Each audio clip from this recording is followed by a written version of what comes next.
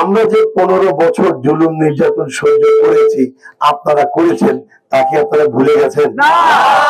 ভুলে যাওয়ার সুযোগ আছে? নাই। কিন্তু দুর্ভাগ্য, আমাদের কিছু বন্ধু মনে হয় ভুলে গেছে। কারণ যে ভাষায় আওয়ামী লীগ কথা বলতো, যে ভাষায় আওয়ামী লীগ জনগণের সঙ্গে যে আচরণ করত, আমাদের কিছু কিছু বন্ধুদেরকে দেখি তারা ওই একই ভাষায় কথা বলে, একই আচরণ করে। যদি ভাষার পরিবর্তন না হয়, যদি আচরণের পরিবর্তন না হয়, যদি জুলুমের পরিবর্তন না হয়, তাহলে আওয়ামী লীগের বিরুদ্ধে আন্দোলনের কি দরকার ছিল? এত মানুষের জীবন দেওয়ার কি দরকার ছিল? সম্মানিত ভাইরা, আজকে 15 বছর আওয়ামী লীগ রাজাকার ব্যবসা করছে, রাজাকার খেলা খেলছে। সেই রাজাকারের বিরুদ্ধেই ছাত্র জনতা ফুঁসে উঠেছিল। আজকে আমাদের কিছু বন্ধু আবার সেই রাজাকারের ব্যবসা। এতকাল আপনাদের সঙ্গে ছিল, তখন কি তারা রাজাকার ছিল না?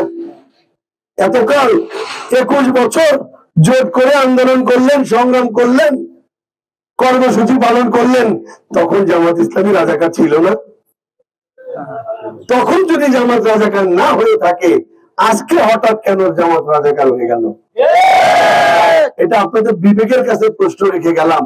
এগুলি হলো ভারতের শেখানো কিছু কথা, বাংলাদেশকে বিভাজন করার কথা। বাংলাদেশের বিভাজনের যে রাজনীতি আওয়ামী লীগ শুরু করেছিল, ভারতের কিছু পোষ্য দালাল বাংলাদেশে আছে, যারা এখনো আমাদের মধ্যে সেই বিভাজনের রাজনীতি শুরু করতে চায়। আমরা বিভাজনের রাজনীতি চাই না। আমরা বাংলাদেশে শান্তি চাই, আমরা ঐক্য চাই, আমরা বাংলাদেশকে পৃথিবীর বুকে মাথায় উঁচু করে দাঁড়াতে চাই।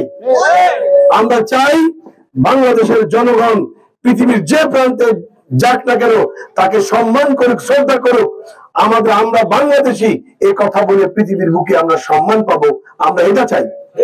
কিন্তু আমাদের মধ্যে যদি বিভাজন থাকে, যে রাজাকারের ব্যবসা করতে গিয়ে আওয়ামী লীগ তার আমসালা সব হারায় এখন ভারতে, ব্যবসা যারা করবেন তাদের পরিণতি কি হবে আল্লাহ ভালো জানে। সুতরাং ভাইরা, আসেন আমরা এই অনৈক্যের রাজনীতি না করে আমরা ঐক্যের রাজনীতি করি, আমরা অশান্তির রাজনীতি না করে শান্তির রাজনীতি করি, আমরা দুর্গতির রাজনীতি না করে আমরা উন্নতির রাজনীতি করি। আসেন, বাংলাদেশের মানুষ এই ভোটের নামে, গণভোটের নামে আর কত জীবন নেবে?